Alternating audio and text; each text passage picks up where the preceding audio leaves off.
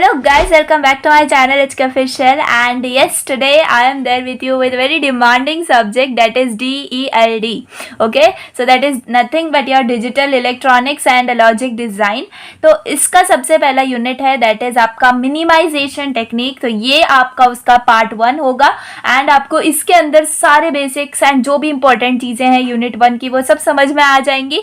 And believe me, बहुत ज़्यादा simple unit है, but if you don't practice आपका सबसे ज़्यादा टफ यूनिट है. ठीक है, and this unit is completely आपको ऐसा होना चाहिए कि मैंडेटरीली आपको ये यूनिट कम्प्लीटली अच्छे से पढ़ना है. वाई इसको अच्छे से पढ़ना है? बिकॉज आपको अगर यूनिट 1 समझ में आ गया DLD का, तो समझ लो पूरा DLD आपको आ गया. एंड अगर फर्स्ट यूनिट में ही आपको कुछ कंफ्यूजन है या फिर कहीं पे भी आपको कुछ नहीं समझ में आ रहा है, तो वो डाउट आपका कंप्लीट DLD के लिए रह सकता है. क्योंकि यूनिट 1 के अंदर जो चीज़ें लाइक आप के मैप पढ़ोगे, के मैप सबसे ज़्यादा इंपॉर्टेंट है, जो कि आपको पूरे के पूरे आपके DLD के लिए लगता है.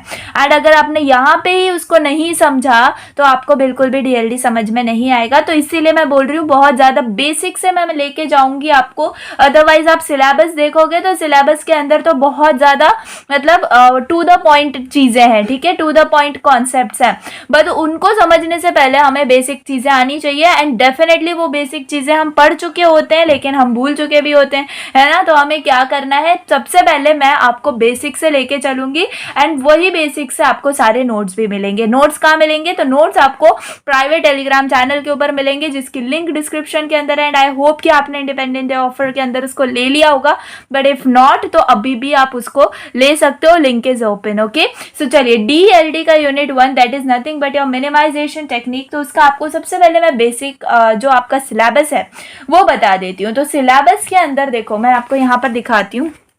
तो ये है आपका सिलेबस. आई होप कि ये फोकस में है. ओके, तो ये है यूनिट 1 का सिलेबस, जिसके अंदर आपको क्या है, मिनिमाइजेशन टेक्निक आपका नाम है and logic design minimization technique, जिसके अंदर सबसे पहले आप देख सकते हो तो क्या है, minimization of Boolean expression using K map. K map use करना है आपको. ठीक है, तो अब ये के मैप क्या है, तो ये सब के मैप तक जाने के लिए आपको कुछ बेसिक चीज़ों की ज़रूरत होगी एंड वो बेसिक चीज़ें I am there to explain you. Okay, then K map is the compulsory question. ठीक है, एंड ये यहाँ पर नहीं आया तो कहाँ पर आएगा, क्योंकि ये पूरा यूनिट उसी पे बेस्ड है. Okay, then Quine McCluskey method. Quine McCluskey method बहुत ज़्यादा लेंथी मेथड है, मोर देन 2, 3, 4 पेजेस इसके अंदर चले जाते हैं एक प्रॉब्लम के अंदर. एंड अगर क्वीन मैकलस्की का क्वेश्चन आपको आया तो डेफिनेटली 10 मार्क्स का क्वेश्चन आता है. ठीक है, तो आप समझ लो कि उसकी इंपॉर्टेंस कितनी ज़्यादा है, क्योंकि आपने अगर उसको स्किप करके गए, है ना, अगर ऑप्शन में डाल के गए वही क्वेश्चन आ गया तो 10 मार्क्स आपके वहाँ से चले जाते हैं. सो इंपॉर्टेंट चीज़ क्या है, आपको मैं इसको बहुत ज़्यादा सिंपल करके बताऊंगी. n number of problems we will take, लेकिन जितने भी मैं प्रॉब्लम्स लूंगी उससे आपको क्लियर हो जाएगा कि क्वीन मैकलस्की आपको कैसे करना है. ठीक है, तो K map is the very first important thing which you have to do and Quine McCluskey is the second most important thing. Then representation of sign number, sign magnitude representation, first complement and two's complement, one's complement and two's complement, जो कि हमने I think BXC के अंदर किया हुआ है ना. तो one's and two's complement form जो है, लेकिन हमें यहाँ पर कैसे करना है, we have to use red marked can be removed, ऐसा कोई तो हमें मेथड है जो कि I will explain you whatever क्या करना है क्या नहीं.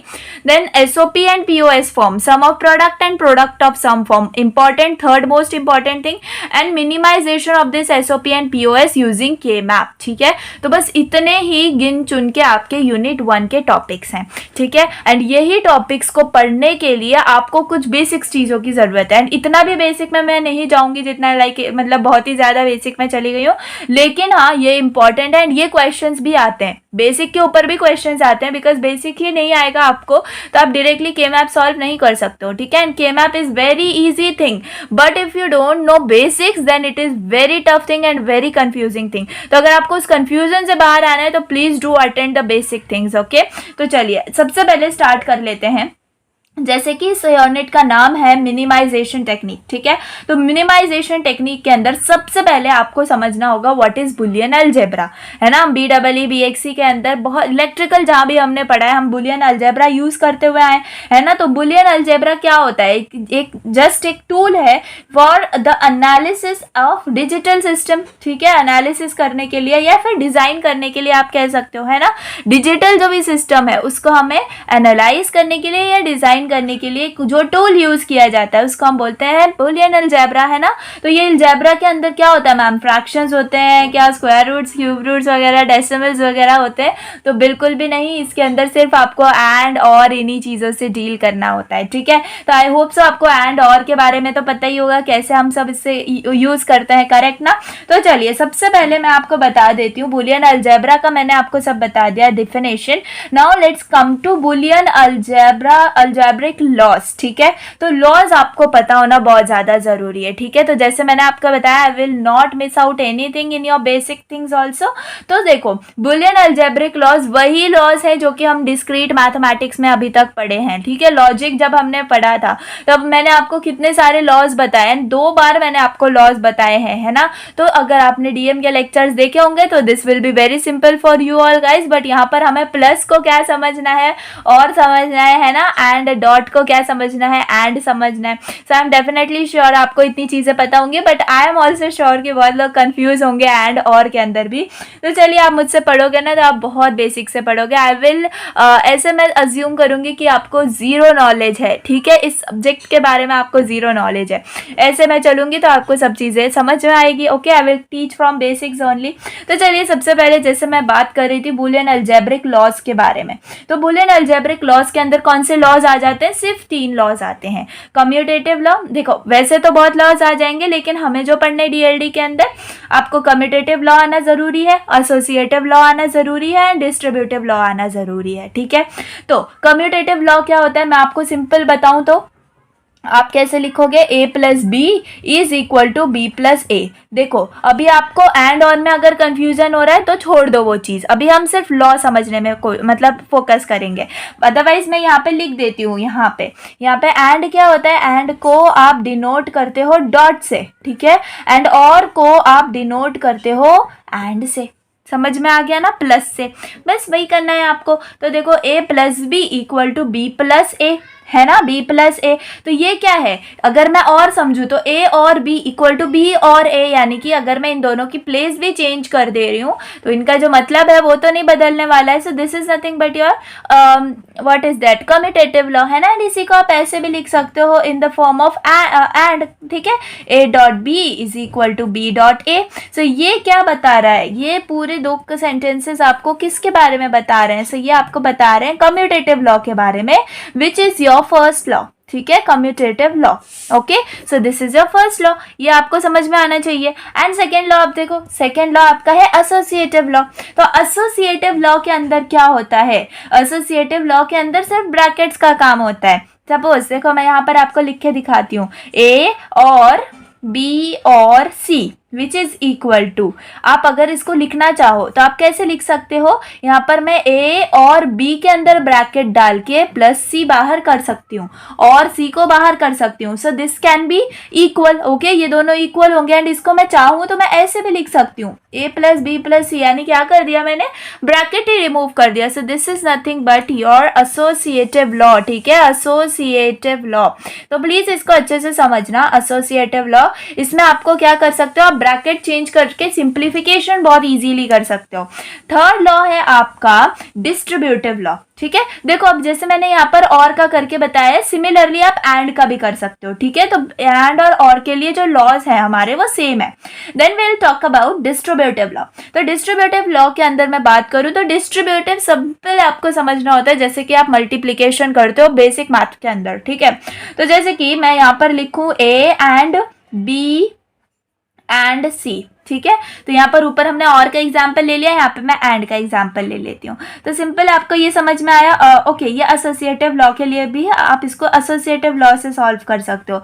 डिस्ट्रीब्यूटिव के लिए ये सॉल्व होगा क्या? नहीं होगा। क्यों? क्योंकि हमें क्या चाहिए, एक अलग साइन चाहिए होता है। तो यहाँ पर मैं क्या कर देती हूँ, यहाँ पर मैं कर देती हूँ प्लस, यानी कि और कर देती हूँ। तो ए एंड बी और सी, तो इसका आप कैसे लिखोगे डिस्ट्रीब्यूटिव लॉ के अंदर, मुझे जरा आप थोड़ा सा आप सोच के बताओ। डेफिनेटली आप यार सिंपल मल्टीप्लिकेशन करोगे, ये ए को आप बी से करोगे एंड ए को सी से करोगे। देखो सिंबल एज इट इज आपको रखना है। देखो इन दोनों के बीच में क्या है, एंड है, तो आप सिर्फ एंड लिखोगे, है ना। एंड अब यहाँ पर आपको ए एंड सी के पास आना है, तो इन दोनों के बीच में भी क्या है, एंड ही है ना, और इन दोनों के बीच में क्या है, प्लस है। So this is nothing but your distributive law and similarly you can do for other things also. तो आई होप समझ में आ गया होगा कि ये कौन सा है, कम्यूटेटिव, ये है एसोसिएटिव एंड ये है आपका डिस्ट्रीब्यूटिव लॉ। तो बस ये 3 लॉज आपको क्लियर होना बहुत ज़रूरी है, ठीक है, बहुत ज़्यादा ज़रूरी है। चलो इसके बाद हमने ये देख लिए लॉज, है ना, ये देख लिए हमने। कौन से लॉज देख लिए हमने? बुलियन अलजेब्रिक लॉज देख लिए। सेकंड आपको देखना है थ्योरम्स, ठीक है। तो प्लीज बिल्कुल भी ऐसा मत समझना कि बहुत ज्यादा हार्ड थ्योरम्स वगैरह है, बहुत ज्यादा सिंपल है, अभी आपको समझ में आएगा, कुछ भी नहीं है, आपको पता है इसके बारे में। तो बुलियन अलजेब्रिक थ्योरम्स के अंदर हम क्या पढ़ेंगे, देखो सबसे पहले आप लोगों को पढ़ना है एंड ऑपरेशन थ्योरम, ठीक है, एंड ऑपरेशन थ्योरम। तो एंड ऑपरेशंस तो सबको पता ही है ना क्या होते हैं, एंड ऑपरेशन थ्योरम। तो ट्रुथ टेबल तो सबने बनाई हुई है ना, ट्रुथ टेबल सबने बनाई हुई है, इसको आप समझ लेना, एंड ऑपरेशंस थ्योरम। देखो बेसिक कंप्लीट नोट्स आपको वहां पर मिल जाएंगे टेलीग्राम चैनल के ऊपर, प्राइवेट टेलीग्राम चैनल, लेकिन उसके लिए आपको गूगल फॉर्म फिल करना पड़ेगा एंड जो भी आपको उसके अंदर रिक्वायरमेंट्स है वो कंप्लीट करनी पड़ेंगी, ठीक है। तो प्लीज़ उसको मत मतलब भूलना, क्योंकि नोट्स बहुत ज़्यादा इंपॉर्टेंट है। यहाँ पर मैं सिर्फ आपको कंसेप्ट एक्सप्लेन कर रही हूँ, बट नोट्स जो कंप्लीट नोट्स है वो आपको वहाँ पर मिलते रहेंगे, ठीक है। तो एग्जाम्स के लिए बहुत ज़्यादा आपको प्रेफर्ड नोट्स एंड एक्सक्लूसिवली मैं आपको उसके साथ क्या दूंगी, आपको उसके साथ शॉर्ट ट्रिक्स वीडियोस भी आपको मिल जाएंगी। एंड सबसे ज़्यादा इंपॉर्टेंट, आप प्रोग्रामिंग लैंग्वेजेस पढ़ोगे तो ऑफकोर्स आप कंप्यूटर इंजीनियर या AIDS IT वाले स्टूडेंट्स अगर हो तो आपको क्या होगा, ऑफकोर्स ये DLD नहीं होता है ना, AIDS के अंदर DLD नहीं है, तो कंप्यूटर इंजीनियरिंग स्टूडेंट्स के सबसे ज़्यादा इंपॉर्टेंट चीज़ है प्रोग्रामिंग लैंग्वेज।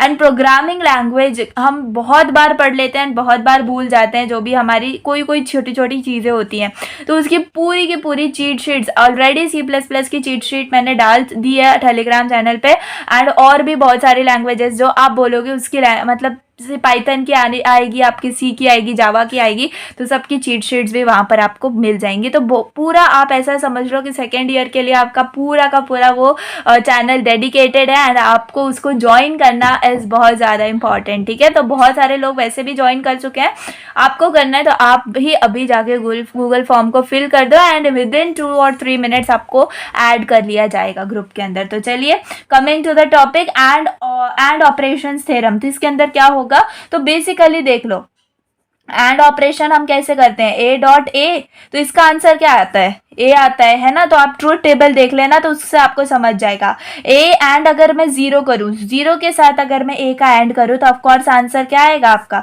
0 आएगा, है ना। एंड A एंड 1 के साथ अगर मैं एंड करूँ A का तो मेरे पास आंसर आएगा 1, है ना। एंड A का अगर मैं एंड करूँ A बार के साथ तो मेरा आंसर क्या आने वाला है, डेफिनेटली 0 आने वाला है। तो ये आपको ट्रुथ टेबल से भी समझ में आ जाएगा। तो ट्रुथ टेबल भी अगर आपको नहीं पता है तो आप DM के लेक्चर्स अटेंड करो। लॉजिक वाला जो लेक्चर मैंने लिया उसके अंदर मैंने सब कुछ बताया हुआ है, तो वहां पर एंड और थोड़ा सा समझ लेना। अदरवाइज यहाँ पे देख लो तो ये पूरा एंड ऑपरेशन है एंड बस यही क्या है, आपकी एंड ऑपरेशन थ्योरम है, ठीक है। उसके बाद क्या आती है आपकी और ऑपरेशन थ्योरम आती है, और ऑपरेशन थ्योरम आती है। तो और ऑपरेशन थ्योरम के अंदर वही चीज करनी है, सिर्फ और के साथ करनी है ना। तो A प्लस सिंबल होता है आपके और का, तो ये याद रखना। तो यहाँ पर आता है आपका A, है ना। तो प्लीज आप मुझसे पहले आंसर देने की कोशिश करना। यहाँ पर A प्लस या फिर A और 0 के साथ अगर और होता है तो in this case you will get A, and A और आपका 1 के साथ होता है तो you will get 1, and A और अगर आपका A बार के साथ होता है तो यू विल गेट 1, ठीक है। तो this is the thing. And और क्या कौन सी थ्योरम आती है, तो और आती है आपकी D Morgan's theorem. D Morgan's theorem, ठीक है। तो डी मॉर्गन्स थ्योरम के अंदर क्या होता है, डेफिनेटली आपने पढ़ा हुआ है इसका। देखो ए डॉट बी बार अगर है ना, ए डॉट बी बार अगर है तो इसको सिंप्लीफाई आप कैसे कर सकते हो, ए बार जो है, देखो आप यहाँ पर ए बार डॉट बी बार और यहाँ पर डॉट की जगह प्लस आ जाएगा। क्या होता है डी मॉर्गन थ्योरम, मैंने आपको लास्ट ईयर कैसे याद करवाया था, break the line and change the sign, ठीक है। तो आपकी जो ये लाइन है इसको आपको ब्रेक कर देना है, जो साइन है उसको आपको चेंज कर देना है। तो जब आपको ये वाला फ्रेज याद होगा तो आपको डी मॉर्गन थ्योरम कभी भी आप भूल नहीं सकते, ठीक है। तो जैसे ही आपने ऐसे किया वैसे ही आप कैसे कर सकते हो, आप ए प्लस बी के लिए भी कर सकते हो। तो आप कैसे करोगे, break the line and change the sign. तो अगर ए और बी है तो break the line and change the sign, ठीक है। तो एंड और के केस में यहाँ पर हम वो चीज कर रहे हैं, that is nothing but your D Morgan's law. एक और कौन सा लॉ है आपका, ट्रांसपोजिशन लॉ, ठीक है, ट्रांसपोजिशन लॉ। बेसिकली ये सारे आपके लिए इनफ है, और एक आप डिस्ट्रीब्यूशन लॉ भी है, वो इसके बाद में आपको बता दूंगी। तो अगर इतने लॉज आप समझ गए हो तो कुछ भी आप डीएलडी के अंदर कर सकते हो। तो देखो ट्रांसपोजिशन लॉ के अंदर आप एग्जांपल देखो, ए प्लस बी ए प्लस सी, ठीक है। इसको आप कैसे लिख सकते हो, इसका आप सिंपली आप देखो दोनों के अंदर क्या कॉमन नजर आ रहा है, आपको ए कॉमन नजर आ रहा है ना, एंड इन दोनों का क्या हो रहा है, देखो इन दोनों का क्या हो रहा है, एंड हो रहा है। तो आप ए को बाहर लेके जाओगे तो ये पूरे ब्रैकेट का भी एंड होगा, है ना। एंड इसके अंदर आप देखो क्या होने वाला है, देखो एंड होगा क्या, ए और ए, देखो एंड नहीं होगा, यहाँ पर ए जो है आपका ऐसे आएगा। तो आपको क्या करना है, आप देखो यहाँ पर ए और प्लस, ए और प्लस, तो ये पूरा आप क्या ले लो, बाहर ले लो, ठीक है। तो आप अगर ये पूरा बाहर ले लोगे तो यहाँ पर आपका बचेगा बी डॉट सी, है ना, बी डॉट सी। तो ये आपका आंसर आएगा फॉर ट्रांसपोजिशन, ठीक है। तो ये होगा ट्रांसपोजिशन के लिए, सिर्फ ए ही आपको कॉमन नहीं लेना है, ए प्लस आपको कॉमन लेना है, फिर आपका जो है करेक्ट आएगा ट्रांसपोजिशन थ्योरम। एंड एक लास्ट है आपकी डिस्ट्रीब्यूशन थ्योरम, ठीक है, डिस्ट्रीब्यूशन, ओके, या फिर आप डिस्ट्रीब्यूटिव थ्योरम आप कह सकते हो, ओके, या फिर डिस्ट्रीब्यूशन थ्योरम है, ठीक है, अदरवाइज आप लॉ से कंफ्यूज हो जाओगे। तो टॉकिंग अबाउट डिस्ट्रीब्यूशन थ्योरम हम एग्जांपल ले सकते हैं like A plus B C, ठीक है, ए प्लस बी सी। तो आप इसको कैसे लिखोगे, जैसे कि ये है ना, तो सिंपली आपको इसका उल्टा करना है, ओके, ट्रांसपोजिशन का जैसे आप उल्टा करना है, कुछ भी नहीं, ठीक है। तो जैसे मैंने ये लिया है, आपको इसका क्या कर लेना है, सिर्फ आपको इसको ए प्लस बी और ए प्लस सी कर देना है, that is nothing but your distribution theorem. So this are the requirements, that is ये लॉज आपको पता होना चाहिए, ये थ्योरम्स आपको पता होनी चाहिए, ठीक है। सो आई थिंक ये समझ में आ गया होगा, ये थोड़े से बेसिक्स है ना। उसके बाद आ जाते हैं हम रिडक्शन टेक्निक के अंदर, ठीक है। तो रिडक्शन टेक्निक के अंदर आप क्या करते हो,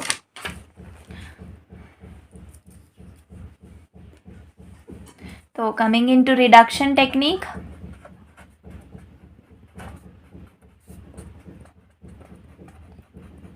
देखो हमारा जो टॉपिक है, यानी कि हमारा जो यूनिट है उसी का नाम क्या है, minimization techniques and reduction technique. क्या है, रिडक्शन और मिनिमाइजेशन में कोई फर्क समझ में आ रहा है, नहीं, सेम ही है भाई। बेसिकली आपको जो करना है तो वही है रिडक्शन टेक्निक। तो आप क्या है इसके अंदर देखो, सबसे पहले to design a combinational circuit we have to specify the requirements of combinational circuit.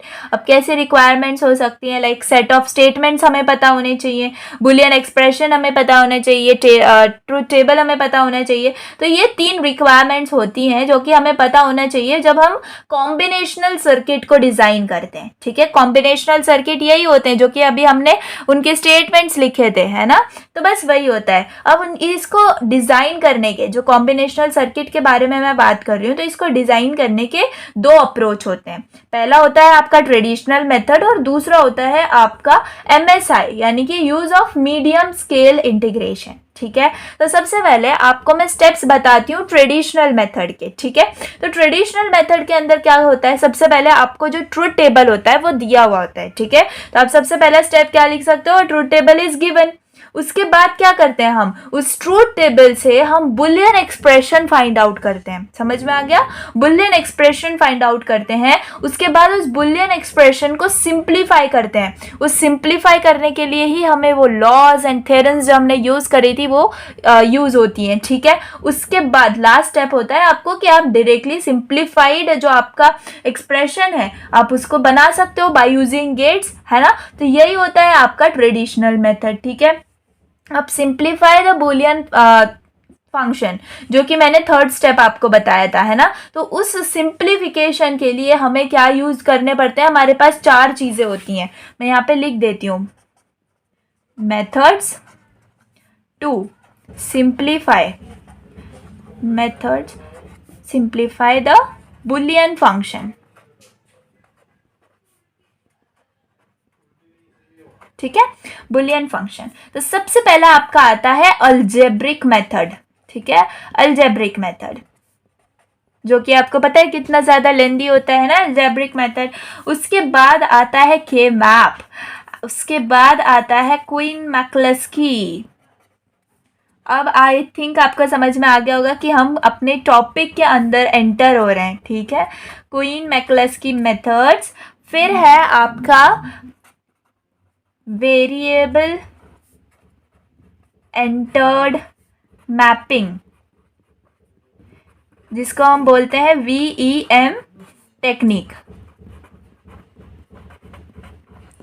तो ये क्या है, ये 4 आपके मेथड्स हैं, ठीक है, जो हम बुलियन फंक्शन को सिंप्लीफाई करने के लिए यूज करते हैं। मैंने आपको स्टेप्स क्या बताए थे, आपको ट्रूथ टेबल गिवन होता है, ठीक है, आपका जो ट्रूथ टेबल है वो आपको गिवन होता है, उससे आपको क्या करना होता है, उससे आपको बुलियन एक्सप्रेशन फाइंड आउट करना होता है ना, उसको आपको सिंप्लीफाई करना होता है एंड उसके बाद आपको उसको आप कह सकते हो इम्प्लीमेंट करके, आपको गेट्स के साथ इम्प्लीमेंट करके उसको आपको डिजाइन करना होता है, ठीक है। तो ये होता है एक बेसिक स्टेप आपके कॉम्बिनेशनल सर्किट को डिजाइन करने का। तो इसके अंदर ये जो सिंप्लीफाई है ना, ये जो सिंप्लीफाई है वो होते हैं ये 4 स्टेप्स, 4 मेथड्स, ठीक है। तो इन 4 मेथड्स में से आप कोई भी यूज कर लो तो आपको जो है सिंप्लीफाई आप कर सकते हो, ठीक है। तो सबसे पहला अलजेब्रिक मेथड, फिर के मैप, फिर क्वीन मैक्लस्की एंड फिर है VEM टेक्निक।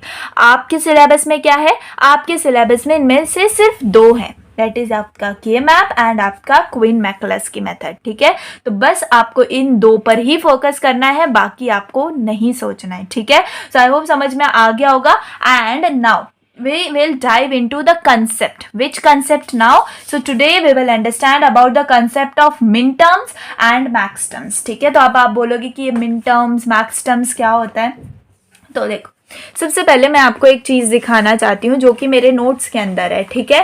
तो नोट्स के अंदर देखो मैंने सब अच्छे से बता के रखा है लॉजिक गेट्स के बारे में। देखो ये थोड़ा सा आपको ये क्या है, एक ऐसा रोड मैप है, ठीक है, थोड़ा सा हाफ ऑफ द चैप्टर तक, जो इसके बाद हम के मैप स्टार्ट करते हैं, ठीक है। तो logic gates, functionality complete, then universal gate implementation, Boolean algebra and SOP POS। तो लॉजिक गेट्स के अंदर मैं आपको बताती हूँ। लॉजिक गेट्स के अंदर देखो बेसिक गेट्स होते हैं, यूनिवर्सल गेट्स होते हैं, स्पेशल गेट्स होते हैं, ठीक है। तो बेसिक गेट्स के अंदर एंड और नॉट होते हैं, यूनिवर्सल के अंदर नैंड एंड नॉर होते हैं, स्पेशल के अंदर XOR और XNOR होता है, ठीक है। तो इतने तो लॉजिक गेट्स हमें पता है, करेक्ट। अब देखो मैंने ये सब नोट्स के अंदर है, ठीक है। तो ये प्रीमियम नोट्स आपको वहां पर मिल जाएंगे, यहाँ पर मैं बिल्कुल भी सब शोकेस नहीं करूंगी, बिकॉज देन कुछ फायदा नहीं होगा जिन बच्चों ने वो लिया है ना। तो देखो मैं यहाँ पर सिर्फ आपको बेसिक आइडिया देने वाली हूँ, बाकी सारे के सारे जो एंड तक सारे प्रैक्टिस क्वेश्चंस वगैरह सब कुछ आपको टेलीग्राम चैनल पर मिलेंगे, ठीक है। देन यहाँ पर है नॉट क्या होता है आपका नॉट गेट, उसको आप ऐसे डिनोट करते हो 0 का। आप देखो ये क्या है, आपका ट्रूथ टेबल है, ठीक है। तो 0 को 1 होता है एंड 1 का 0 होता है।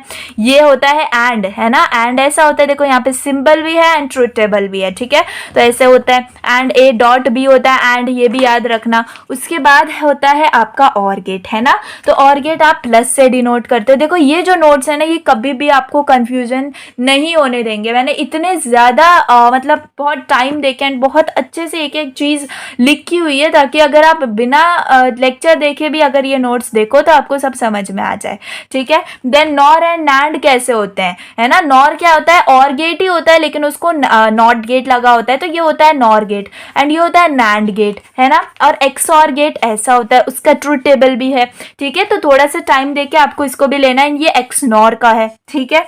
Okay and here okay odd ones detector, okay ये है एक्सनॉर, ओके। तो ये है कुछ चीज़ें जो आपको ध्यान में रखनी है। एंड आपको देखो सम स्पेशल, यहाँ पर ये जो है ये सबसे ज़्यादा यूज़ होने वाला है, ओके। तो अभी आपको देखने में थोड़ा सा अजीब लगता होगा, लेकिन यही चीज़ है जो आपको पूरे यूनिट के अंदर बेसिकली ढूंढनी है, ठीक है। तो चलिए ये है नॉर नैंड के बारे में मैंने आपको दिखा दिया। एंड इम्प्लीमेंटेशंस, देखो इम्प्लीमेंटेशंस दो टाइप की होती हैं, और एंड इम्प्लीमेंटेशन और एंड और इम्प्लीमेंटेशन। तो और एंड का मतलब क्या होता है कि एक साइड में आपका डिजाइन जो होगा वो और होगा एंड आगे आपका एंड होगा, तो ये होता है और एंड इम्प्लीमेंटेशन, ठीक है। एंड इसी को हम पीओएस फॉर्म बोलते हैं। सो आई होप कि इतना सिंपल आपको कोई भी कहीं भी नहीं बताएगा, एंड यही चीज आपको एग्जाम में याद आती है, ठीक है। तो देखो एग्जाम्पल आपका ये सब मैं अभी आपको करके दिखाऊंगी, and that is what the advantage of this notes, ठीक है। एंड और इम्प्लीमेंटेशन यानी कि एसओपी फॉर्म होता है, एंड उसके एग्जाम्पल्स, ठीक है। एंड और में क्या होगा, पहले एंड होगा फिर और होगा, बेसिकली ऐसा आपका होता है डिजाइन, ओके। सो यही सारी चीजें हैं। एंड मैंने जो आपको बताया, देखो बुलियन अलजेब्रा, ठीक है। तो ये सब चीजें हैं, देखो आइडेम्पोर्टेंट लॉ भी आप समझ सकते हो, यही होता है, क्या होता है आपका आइडेम्पोर्टेंट लॉ या फिर क्यूमुलेटिव लॉ आप देख सकते हो। डिस्ट्रीब्यूटिव मैंने आपको बताया, ये एंड थ्योरम और थ्योरम मैंने आपको बता दी, है ना। उसके बाद डी मॉर्गन थ्योरम आपको बता दी। इसके अंदर क्या है, बहुत ज्यादा आपको एक्सप्रेशन सब कुछ मिल जाएगा, एग्जाम्पल्स वगैरह। सो इधर तक तो हमने कंप्लीट कर लिया है ना। Now let's come into Boolean expression, जिसमें हमें पीओएस और एसओपी फॉर्म समझना होता है। लेकिन पीओएस और एसओपी फॉर्म समझने से पहले हमें सब पता होना चाहिए कि मिन टर्म्स और मैक्स टर्म्स क्या होते हैं, ठीक है। मिन टर्म्स और मैक्स टर्म्स क्या होते हैं, ये सबसे ज्यादा इंपॉर्टेंट है। एंड यही सबसे ज्यादा आपको क्या लगता है कि मतलब समझ में नहीं आता कि क्या है मैक्स टर्म, 1 क्या है, 0 क्या है, एंड यही सब कंफ्यूजिंग चीजें होती हैं। तो चलिए सबसे पहले मैं आपको बताती हूँ concept of min term, concept of min term and max terms, ठीक है। तो एकदम टू द पॉइंट आपको बताऊंगी, ठीक है। तो समझ में आ जाएगा आपको बेसिकली कि होता क्या है इसके अंदर। तो सबसे पहले मैं आपको बताऊं मिन टर्म्स को आप डिफाइन कैसे करोगे। तो n binary variables which have 2 raised to n possible combinations and each of these possible combination is called as your minterm, ठीक है, is called as your minterm. And representation अगर मैं आपको बताऊं, एक सिंपल एग्जांपल मैं लेती हूँ, उससे आपको बहुत अच्छे से समझ में आ जाएगा कि मिन टर्म और मैक्स टर्म क्या होता है। तो सपोज मैं एक ले लेती हूँ लाइट, एंड यहाँ पर ये है डे और है इंजन, ठीक है, इंजन, और यहाँ पर आएगी वार्निंग, ठीक है। तो ये इस टाइप का हम क्या बनाएंगे, इस टाइप का एक ट्रूथ टेबल, मैं छोटा सा ट्रूथ टेबल आपको बना के दिखाती हूँ, ठीक है। लाइट, डे, इंजन और वार्निंग।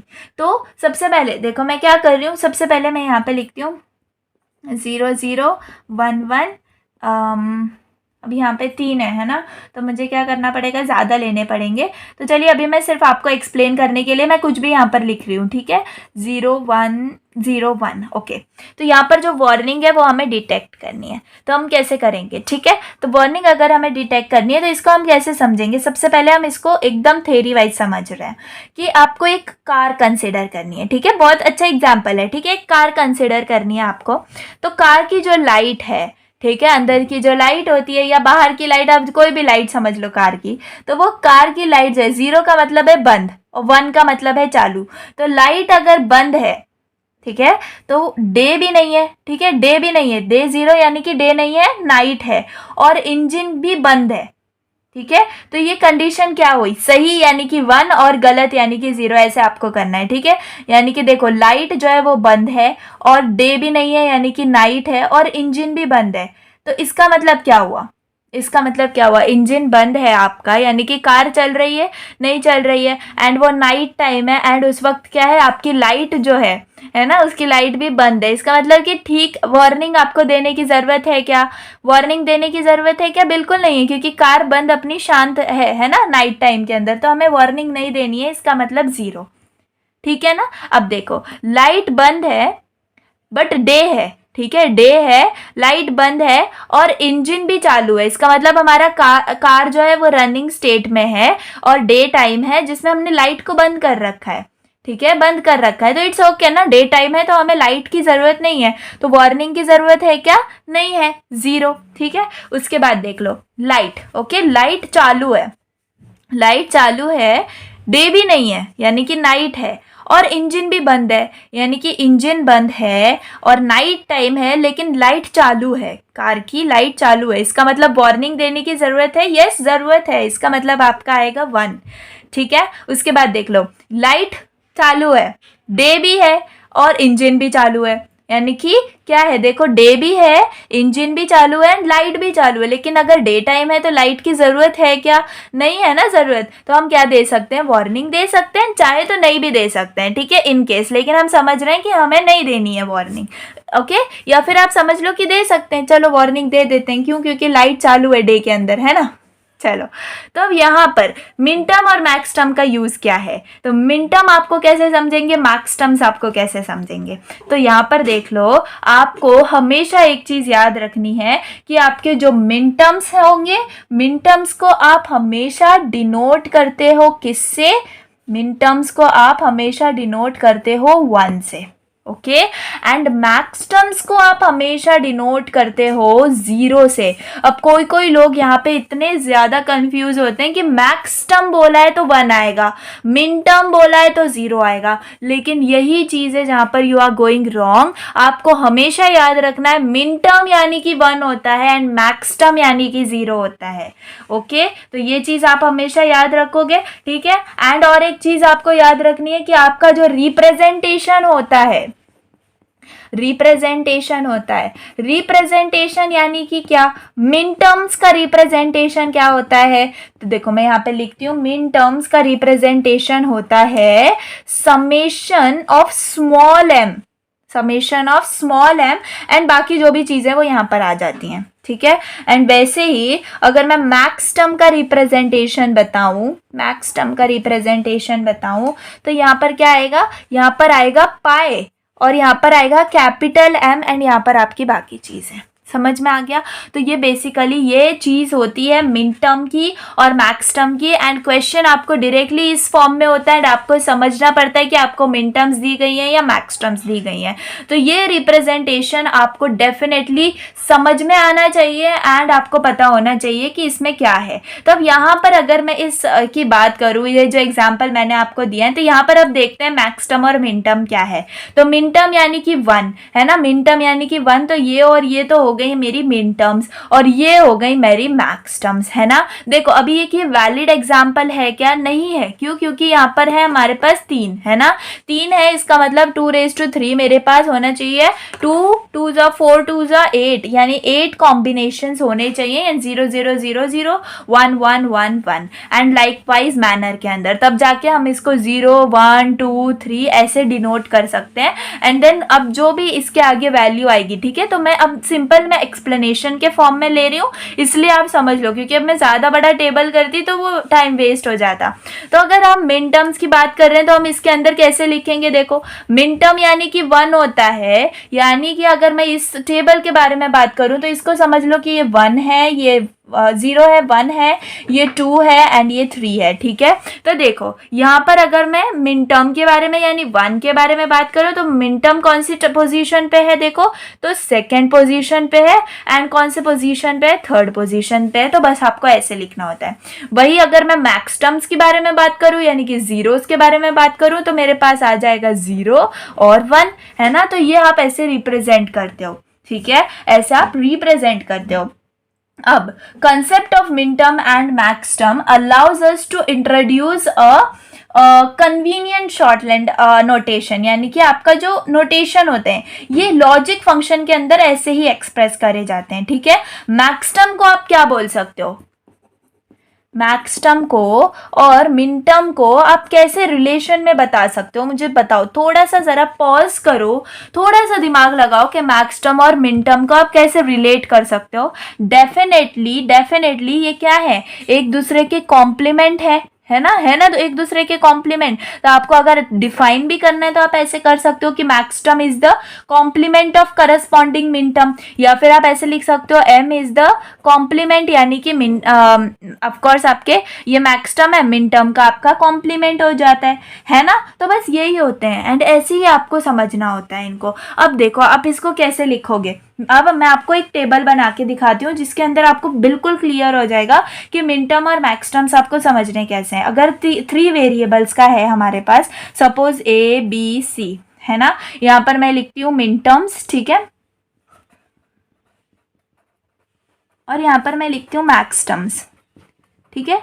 तो अब देखो अब कैसे लिखेंगे, और यहाँ पर है आपका, सपोज मैं यहाँ पर ले रही हूँ 3 वेरिएबल्स का ना, तो मेरे पास आएंगे यहाँ पे 0 0 0 0 1 1 1 1, ठीक है।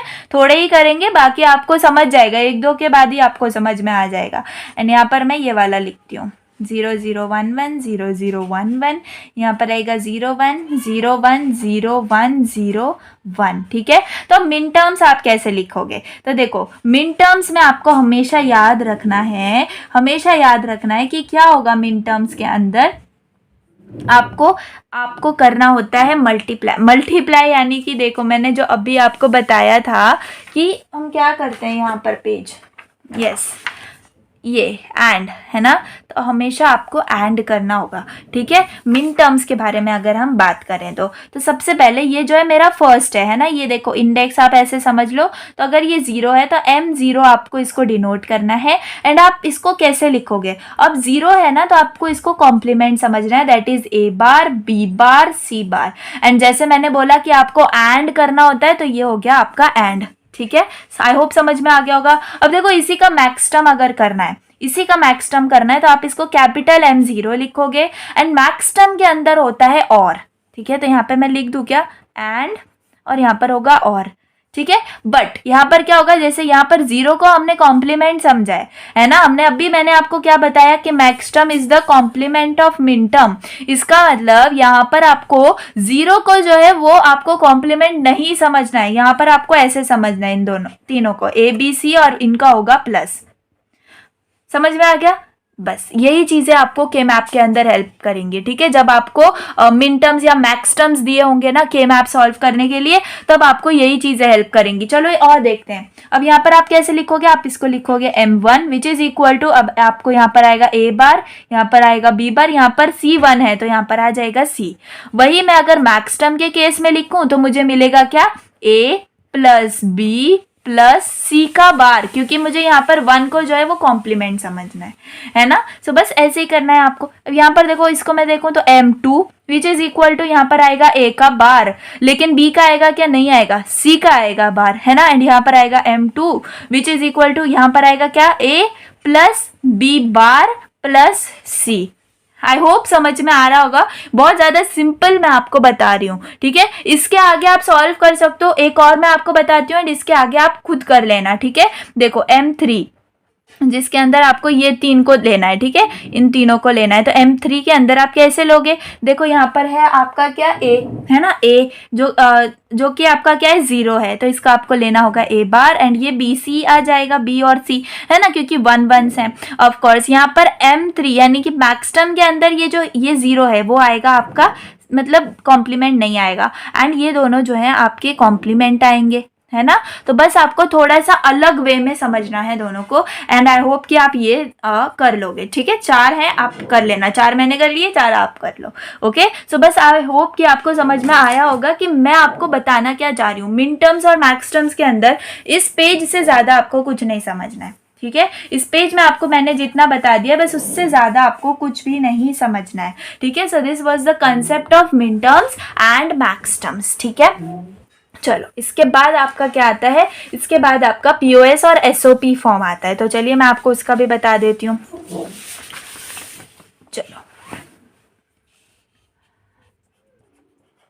POS और SOP फॉर्म, ठीक है। तो बहुत ज़्यादा सिंपली मैं आपको बताऊंगी कि POS और SOP फॉर्म के अंदर होता क्या है। तो बेसिकली अगर हम बात करें अभी जो मैंने आपको बताया है ना, अभी जो मैंने आपको बताया वो ही होता है, यानी कि जो कि अभी मैंने टेबल दिखाया है यहाँ पे आपको ये, ठीक है। तो ये जो है ना, ये जो है ना, ये आपका SOP है और ये जो है ना, ये आपका POS है। क्यों ये SOP है? क्योंकि ये है, SOP का मतलब होता है सम ऑफ प्रोडक्ट्स, ठीक है, सम ऑफ प्रोडक्ट्स। और मैक्स टर्म्स का मतलब होता है POS, यानी कि प्रोडक्ट ऑफ सम, ठीक है, प्रोडक्ट ऑफ सम। ओके, तो मैं अभी आपको बताती हूँ। सबसे पहले देख लो POS और SOP, POS और SOP इसको हम कैसे करते हैं, इसको हम डिवाइड करते हैं, ठीक है। और एक होता है आपका कैनोनिकल फॉर्म, कैनोनिकल फॉर्म, और एक होता है आपका स्टैंडर्ड फॉर्म, ठीक है, स्टैंडर्ड फॉर्म। तो कैनोनिकल जो फॉर्म है इसमें क्या होता है, each literal is present in every term. समझ में आया कुछ? नहीं ना, मैं बताती हूँ एग्जाम्पल लेके। ABC plus A bar B bar C बार, यानी कि दोनों भी टर्म्स के अंदर, यानी कि यहाँ पर टोटल कितनी मतलब टर्म्स है, 3 टर्म्स है ना, तो यहाँ पर भी वो 3 ही होनी चाहिए। अभी मैं आपको समझ में आ जाएगा कि स्टैंडर्ड में और कैनोनिकल में डिफरेंस क्या है। यहाँ पर मैं एग्जांपल बताऊं तो ABC plus A bar B bar. I hope कि आपको जो डिफरेंस है वो क्लिक हुआ होगा। यहाँ पर अगर ABC है तो यहाँ पर भी A बार B बार, यानी ABC के फॉर्मेट में ही कोई रिलेशन होना चाहिए, कोई कम या कोई ज्यादा नहीं हो सकता। वैसे ही स्टैंडर्ड फॉर्म में क्या होता है, ABC अगर आपके टोटल है तो यहाँ पर आप कम ज्यादा कर सकते हो, ठीक है। एंड सबसे ज्यादा इंपॉर्टेंट PYQ आपका कौन सा बनता है, सबसे ज्यादा इंपॉर्टेंट PYQ आपका बनता है how to convert this canonical form into standard form और standard form to canonical form. समझ में आ गया? तो कैसे करना है, क्या करना है, विल एक्सप्लेन यू। बट यही याद रखो कि SOP और POS फॉर्म के अंदर ये 2 फॉर्म्स आते हैं, कैनोनिकल फॉर्म और स्टैंडर्ड फॉर्म। ओके, चलो, how to convert standard form to canonical form यहाँ पर ही लिख दूं मैं, ठीक है, आपके PYQs भी कवर हो रहे हैं। ओके, हाउ टू कन्वर्ट, इसको मैं लिखूं SF, ठीक है, standard form to canonical form, ठीक है। तो ये आपको अच्छे से समझना है अभी। ओके, तो इसको आप कैसे करोगे, आप यही वाला आपको मैं चलो दूसरा एग्जाम्पल लेके बताती हूँ। सपोज आपका एग्जाम्पल है ABC प्लस BCD, है ना, स्टैंडर्ड फॉर्म के अंदर है ना, क्योंकि यहाँ पर A प्रेजेंट है, यहाँ पर A प्रेजेंट नहीं है, एंड यहाँ पर D प्रेजेंट है एंड यहाँ पे D प्रेजेंट नहीं है, यानी कि सब जो भी है, सपोज यहाँ पर ABCD है ना, बेसिक टर्म्स ABCD है, तो दोनों में ABCD के ही कॉम्बिनेशन में कुछ होना चाहिए था, तब जाके वो कैनोनिकल फॉर्म बनता। लेकिन स्टैंडर्ड फॉर्म है ये, है ना, क्योंकि इसके अंदर हमारे पास तीनों भी जो है अलग अलग हैं। तो चलिए इसको हम कैसे करेंगे कैनोनिकल फॉर्म में कन्वर्ट, तो बहुत ही ज्यादा सिंपल मेथड है। यहाँ पर ABC में यहाँ पर BCD है ना, तो यहाँ पर ABC के अंदर कौन सी टर्म मिसिंग है, ABC के अंदर कौन सी टर्म मिसिंग है, तो सबसे पहले D टर्म मिसिंग है ना, तो ABC आप खुद लिख दो। उसके बाद आपको क्या करना है, D प्लस D कॉम्प्लीमेंट को इसके साथ आपको ऐसे लिख देना है, ठीक है, प्लस अब यहाँ पर BCD है, BCD के अंदर क्या नहीं है, A नहीं है ना, A नहीं है तो आपको A लिखना है और A का कॉम्प्लीमेंट लिखना है। एंड सिंपली जैसे हम मल्टीप्लाई करते हैं वैसे ही आपको इनको ऐड कर देना है, ठीक है। तो देखो आप इसको कैसे करोगे, सबसे पहले आपका ये आएगा ABCD, आप बताओ इसके अंदर कौन सा लॉ लगा, कौन सा लॉ लगा, कोर्स डिस्ट्रीब्यूटिव लॉ लगा, है ना। एंड यहाँ पर क्या आएगा, ये ABC एंड यहाँ पर हो जाएगा D बार, है ना। तो यहाँ पर सब हमने क्या किया, सिंपली ऐसे किया और ऐसे किया, है ना। सिंपली यहाँ पर आप यहाँ पे आ जाते हैं, तो यहाँ पे कैसा होगा, इसको मैं सबसे पहले ABCD लिखती हूँ एंड इसके बाद यहाँ पर लिख देती हूँ A बार BCD, है ना। तो अब खुद ही देखो कि सब सारे टर्म्स आ गए ना, हर टर्म के अंदर सारे टर्म्स आ गए, ABCD बार हो रहा है, कुछ भी हो रहा है, फंक्शंस रिलेशन कुछ भी हो सकता है, लेकिन टर्म्स होने चाहिए ABCD। तो ये कन्वर्ट हो गया आपका कैनोनिकल फॉर्म के अंदर। सो ये होता है कन्वर्जन एंड यही आपको एग्जांपल्स में आता है, क्वेश्चंस में आता है, पेपर्स के अंदर, ठीक है। तो चलिए अब मैं आपको बताती हूँ कि आप कैनोनिकल फॉर्म को SOP फॉर्म में कैसे कन्वर्ट करोगे, है ना। तो यहाँ पर लिखती हूँ मैं, how to convert canonical form to standard form. Okay तो कैनोनिकल फॉर्म को स्टैंडर्ड फॉर्म में आपको कन्वर्ट करना है। तो आपको इसको कैसे करना पड़ेगा, यही वाला एग्जाम्पल ले लें जो अभी हमने किया है ना, यही वाला एग्जाम्पल ले लेते हैं। तो चलिए example is equal to A B C D plus, मैं ये ले रही हूँ ठीक है, A B C D bar plus A B C D plus A bar B C D. तो इसके अंदर आपको सबसे पहले देखना होता है कि ये जो दोनों टर्म्स हैं, ये दोनों टर्म्स में जो कॉमन है वो आप निकाल लो, ए बी सी और ए बी सी, यानी कि सिंपली आपको उल्टा जाना है, जैसे हम ऐसे जा रहे हैं ना इसमें ऐसे जाना है। ओके तो ए बी सी आपका आ गया, एंड इन दोनों को आप कैसे लिख सकते हो, ये डी और ये डी बार को आप लिख सकते हो डी प्लस डी बार, है ना, प्लस यहाँ पर क्या कॉमन है, यहाँ पर बी सी डी कॉमन है ना, तो बी सी डी इधर आ गया एंड ए प्लस ए बार आ गया। हम आ गए ये वाले स्टेप पे, है ना।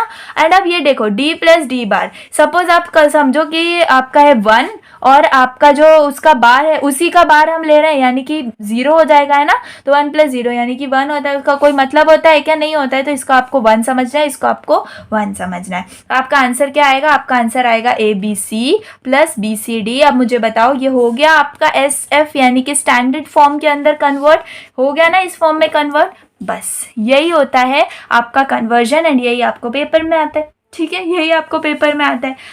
अब हम देखते हैं क्या एसओपी और पीओएस क्या होता है। तो वही चीज़ जो मैंने अभी आपको टेबल में बताई मिन टर्म्स और मैक्स टर्म्स के, है ना, वही होता है आपका एसओपी और पीओएस। एसओपी एक्सप्रेशन को आप कैसे डिफाइन कर सकते हो, it usually takes the form of 2 or more variables ended together. यानी कि मैं आपको सिंपली अगर बताऊं, यहाँ पर ऐसे करके बताऊं क्या, फोल्ड, चलो ऐसे बता देती हूँ। एसओपी फॉर्म, एसओपी फॉर्म, इसमें आपका क्या होता है, 2 या 2 से ज़्यादा वेरिएबल जो है वो एक साथ एंड होते हैं। या फिर आप इसको ऐसे बता दो, suppose Y A bar B C plus A bar A B bar plus A C, ठीक है। तो यहाँ पर क्या हुआ है, एंड हुआ है, एंड हुआ है, एंड हुआ है, यानी कि एसओपी यानी कि सम ऑफ प्रोडक्ट।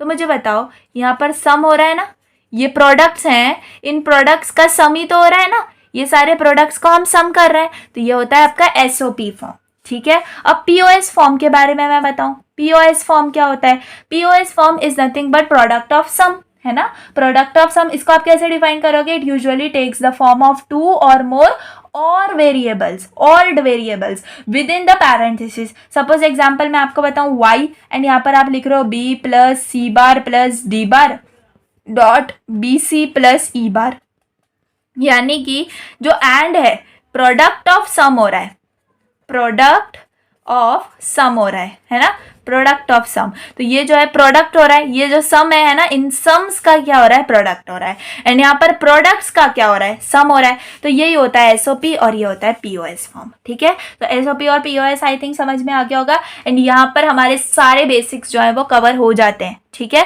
सारे बेसिक्स कवर हो जाते हैं। इसके बाद है आपका सिंप्लीफिकेशन टेक्निक, ठीक है। सिंप्लीफिकेशन टेक्निक्स के अंदर हमें पढ़ना है के मैप को, क्वीन मैक्लस्की को और बुलियन अलजेब्रा, ठीक है। तो सिंपली आपको 2 अच्छे से याद रखना है, के मैप और क्वीन मैक्लस्की, जो कि बहुत ज़्यादा सिंपल है।